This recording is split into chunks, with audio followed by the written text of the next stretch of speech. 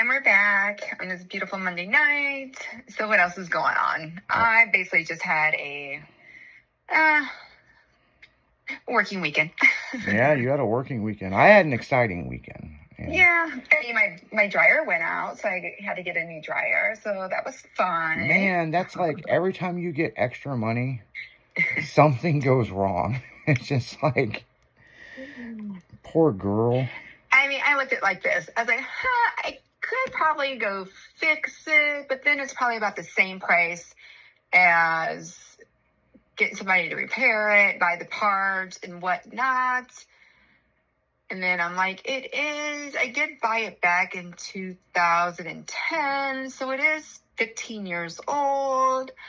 So I'm like, screw it, I'll just buy a new one. Is your dryer? Yeah. Yeah, I don't think you're going to go old school and hang a clothesline. I mean, no. Because they'll be outside sitting for a long time. That's what I was getting ready to say. Fucking, you'll forget about them. You'll be out there, hanging them. Oh, yeah, it's going to be all breezy and smell nice. And then a week later, you're like, what? I'm missing someone's clothes. I know. I'm just like, damn, they're already rained on again. And now they don't smell all pretty. Like, what the fuck? You remember when we were younger and like our grandparents, all grandparents had clotheslines. I mean, I guess that was before they had dryers or something, but man, it would have that real nice smell to it. Yeah, my mom did that too. But at one point, like, my dad ended up finding this great find. It was like an old school washer dryer. I don't know. It's one where you actually, yes, people, and I did run my hand through the wringer. So it was one of those, I guess it was a washer. Yeah. And then you like wring it through this little wringer. Yeah. I like you roll it and you roll it and like wrings all the water out. Yeah. I kind of ran my hand through there. I'm surprised I didn't smash my hand all the way. But yeah. Did that a few times. Yeah, because these kids nowadays have no clue how good they got it. I mean, I remember making with my grandparents old school ice cream, and you had to, turn the crank and turn the crank and turn the crank, and my grandpa he finally had enough of this shit because he did it with his kids, which is my parents. Yeah. And then when it come time for the grandkids, he made ice cream a couple of times that way when they got it out, and then he hooked a drill up to it. So, like, that was their that was their new school modification, and he's so proud of it. I'm like, all you do is take the crank off and put the drill to it, and squeeze the trigger a couple times. But yeah, it was always good ice cream. But no, Saturday we met up. I was up 4:30 in the morning getting ready, and we had to be in Glen Carbon, Illinois. Now, I know you remember this show was the Covered Bridge show in Glen Carbon, and where we all parked up on the hill back in the day. Well, yeah, this isn't that show. This is at a new park up the street, and it is the Kicking It on Route 66 Memorial Show. And so, what's cool about this show is everybody's entry, you have to register online, okay? They have a deadline because they want to know how many people is going to be there. So I talked to the promoters, super cool. They want Skyline Radio there next year. They were coming over there giving bottles of water, Gatorade, this popcorn, Chef's Shoppy popcorn, and Alton, or not Alton, but Edwardsville. They were there giving out, all the vendors were giving out shit. So here's the gig. There was a guy who was heavily involved with exotic cars, right? He just loved all custom cars. And he was murdered. In his estate, he donated the property to build a memorial park. But once a year, all car show entries for this car show is paid for by his estate for the next 50 years. That's pretty cool. All vendor spots are paid for by his estate for the next 50 years. Just to give back to Route 66. Oh, awesome. Super cool deal. I didn't know much about it. I just knew the show was coming up. And then I was told, hey, you have to pre-register. It's not like a regular show.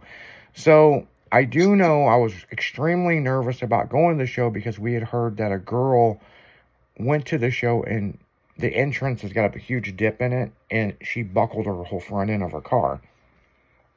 Okay. So we know several other car clubs that were like, you have to have your presence at this show. So me and Stephanie and some other guys, we all got together that morning. We cruised up to the show.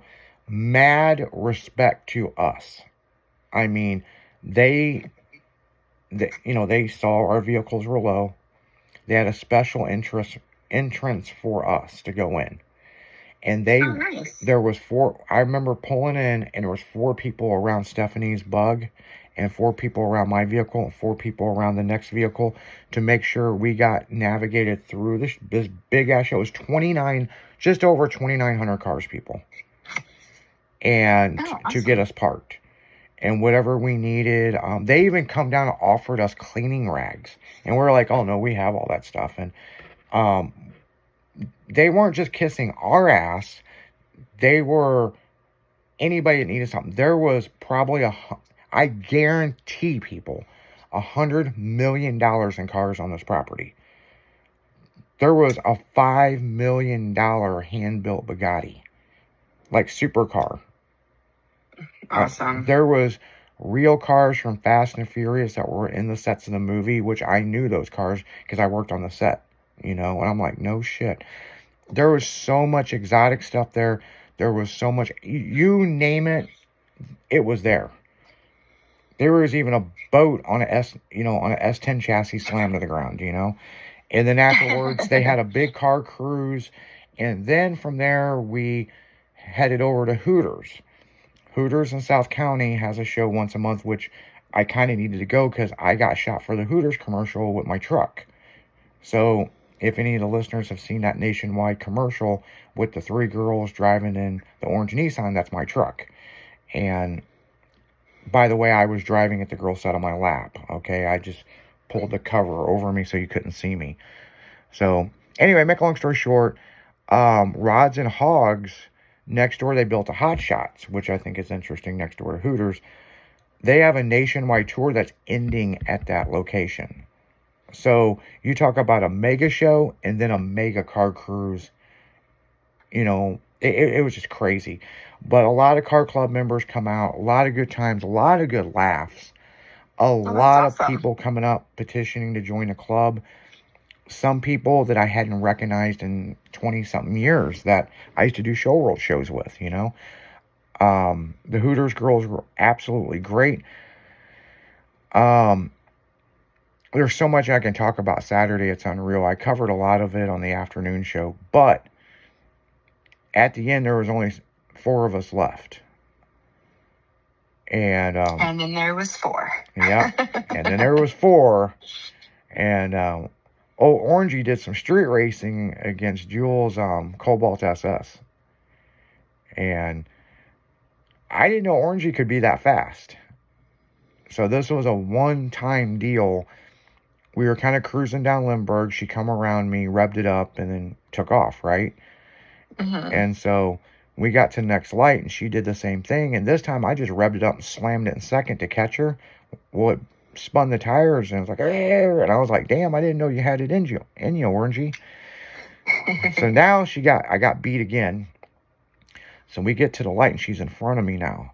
And I just jumped in the left-hand lane. I looked at her, and I go, no, we're going to do this. Yep, we're going to do this.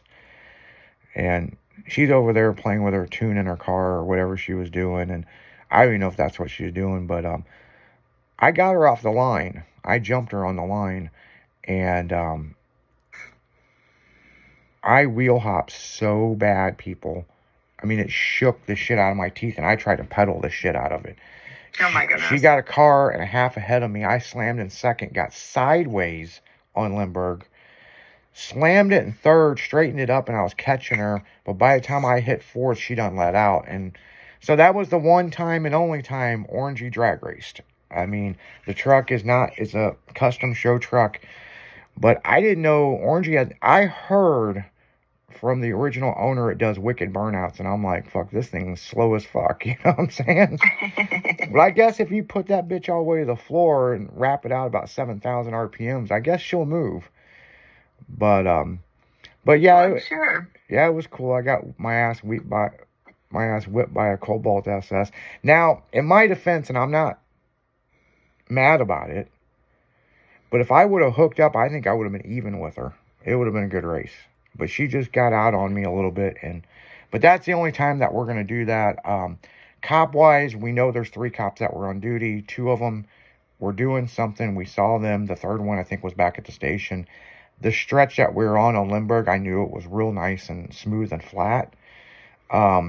What's interesting is behind Jules was MJ, and she's got an 800 horsepower Camaro. And then you've got Mike Tunes that's in his full-size Dodge, which has got a Hemi and stuff in it. And they let us take off, and then they took off, and she got sideways, almost ran into him. So, like, oh my goodness, always making good memories. You know what I'm saying? So yeah. We got down to Ronnie's, and we all parked, and we're like, yeah, we've had enough of that shit for the night. You know, like, so it was good times, man, really good times, and I appreciate everybody coming out. We had a lot of people at Hooters asking where you were, and aww, I was like, yeah.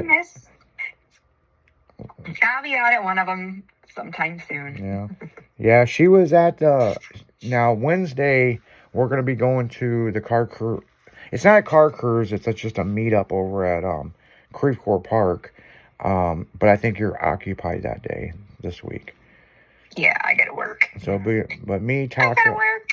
I think me, Taco, Stephanie, several other members of the club. I think Jimmy's actually going to be there early because, you know, he's got to be in the studio at 1 with me, or 12:30 when he shows up to work. So yeah. That's what it'd be. Fine. But on that note, you guys are listening to 96.1 Styling, as we're kicking it with our #1 prettiest girl with the new hairdo. That I really like your hair. I'm still just trying to get used to it. Like, it really looks good on you, but I'm just so used to the platinum blonde. I know. It's still blonde, people. It's really layered nice. No, it's never been layered. My hair's just growing out from when I lost my hair. No, I'm talking about with the strips of blonde in it, the way it's layered like that. That's what I mean by layered. But I don't mean like layered the way it's cut. I'm just saying the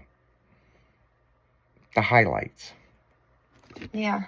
No, she just low lighted. So that's it. On that note, guys, we're going to pay some bills. We're going to go right back into music. We'll be right back after this.